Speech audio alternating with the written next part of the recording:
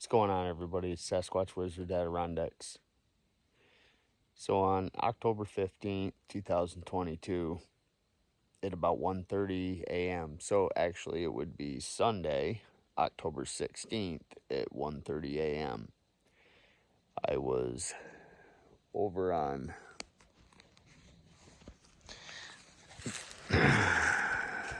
that side of the pond, over by them rock ledges over there, and I had my Parabolic. I was sitting on my pack, and I was trying to catch good audio of anything I could catch.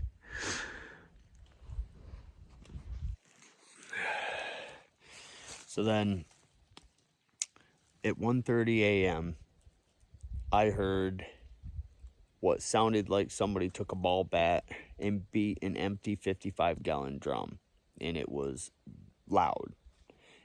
And at that time, I thought to myself, wow, what could that have been?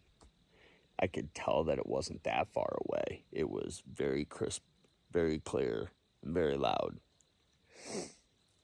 Well, this morning when I woke up, I got up and did a full 360 with my phone before I made even a peep, just trying to get lucky. And then I worked my way to getting my poles back out in the water, got my camera set up on a tripod, looked up on Bigfoot Mountain in that clearing up there, and saw a deer. Turned it on 200 digital zoom, and it was a nice little 8 or 10 pointer. I have it on video. Beautiful buck. Was watching that for a while. Backed off that, was checking out some other stuff, and I looked down and I saw this 12-foot 12-foot John boat, flat bottom John boat. All right, so either way, then it all of a sudden it hit me. I was like, oh, maybe a tree branch fell out of a tree and hit that metal boat.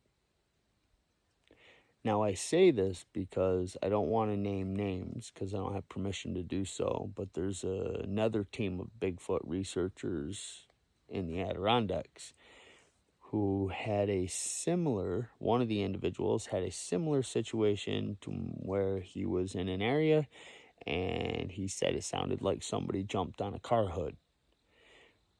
I interviewed these guys, and where I had interviewed them, there was a pond. So I got to thinking, maybe somebody hit a boat up in the woods and a branch fell out of a tree and hit the boat. Food for thought. We're going to go over here to where this John boat is. We're going to take a look at it and see what we can come up with and try to bury the hatchet on this situation. I suspect to see a branch of some sort. I mean, a good, solid, hard branch, even like this pine branch right there would have done the trick. Especially where this thing is. Oh, so the beavers are been fresh at work right here. I was watching them last night. There's only just a couple of them in here, if not maybe just one. And it looks like they might be using that right there as the new hut. Matter of fact, they are, because they're starting to pile fresh branches out in front of it, which they're going to stockpile. So when the lake freezes over, pond freezes over, they can go underneath, go out and get food, bring it back into the hut. It's a very small hut. It's because a very greedy trapper came up into this whole entire area last year and trapped out a ton of beaver. All the dams are not being worked on, and all the flows are draining out. I don't know what's coming, but it's awful loud. Well, either way. Okay, so we do have branches Problem is with this branch right here, it's going underneath the boat. This one underneath the boat, and that one's underneath all these, so none of these can be it. Oh, check it out.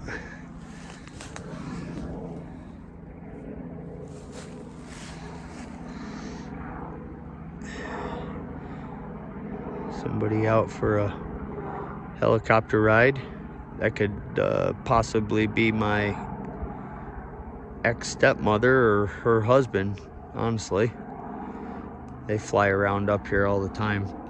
Each one of them have a helicopter. Now, do I have this? No, okay, I thought I had it on full zoom. All right, so I've only stood right here. Here's the boat. All right, so let's look. This is an old dead branch. It's definitely not the culprit.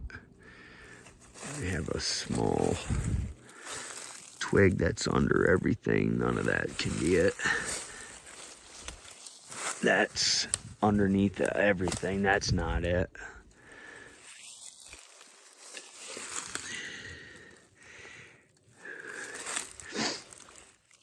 Somewhat of an impression there, but it would make sense if somebody come here to put the boat here. There's gonna be probably some sort of impression.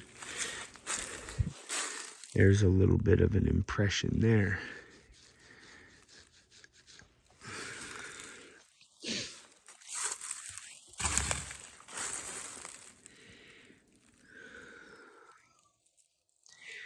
That pine branch right there is underneath of all of that, which is just too many twigs, too much foliage. It can't be any of that.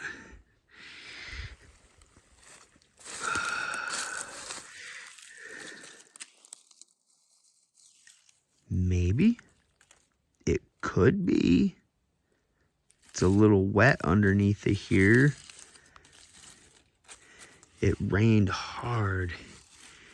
This one's into too much pine needles. It rained hard here a couple of days ago.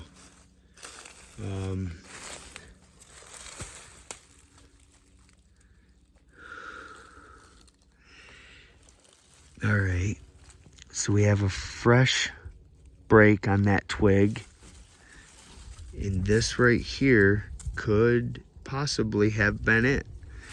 I know it's a tiny twig. It is, I gotta be honest with you, it is a bit tiny.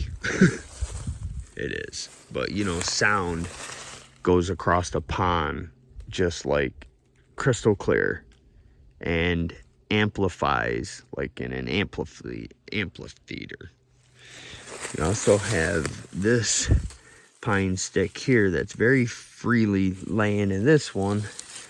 Could have been it. This could have been it. Maybe. All right, so let's see.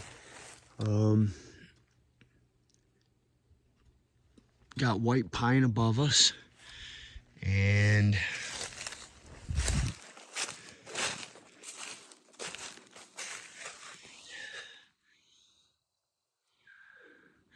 any of these sticks could have fallen down through here.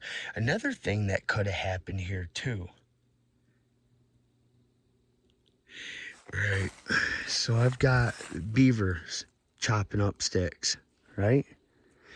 And you can see the beaver run where he goes down into the water right there. Look at a nice little trout jumped out there. Oh, by the way, I caught a nice little 12, 13-inch brook trout this morning. I let him go.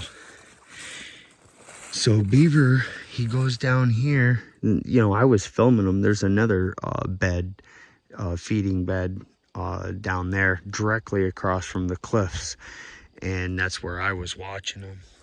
So they come down here, bring sticks, and they eat along with nipping off what it is they have to nip off and drag them out into out into the pond and then bring them down and stuff them into their feed bed, along with the fact that they eat.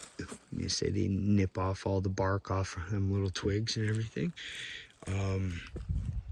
It's good to see some fresh beaver in here. This pond needs it. It's down. The pond is down.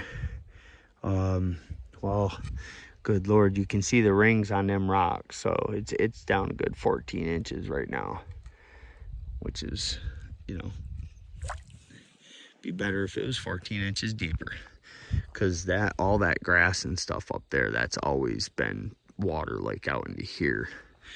All right, but either way, let's not get off subject and wrap this up. So we don't see any direct evidence anywhere here at this point that it could have been a Sasquatch. You don't see any large impressions. Not that I have gone through this like a professional tracker. You know, I might spend a little bit of time and look on the bark of the tree, on the twigs and stuff in the surrounding area, and maybe catch some hair or something like that. But here, let's just bang into this boat with this twig.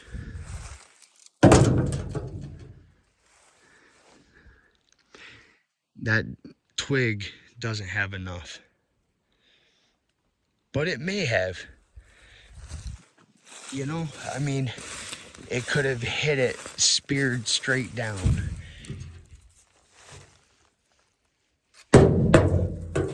Something like that would have been ample. Pine cone? Never. Okay, so if it was this stick right here and it came right down like a javelin and it hit the boat, maybe that is, you know, that could be it. So, all right, we're gonna wrap this up.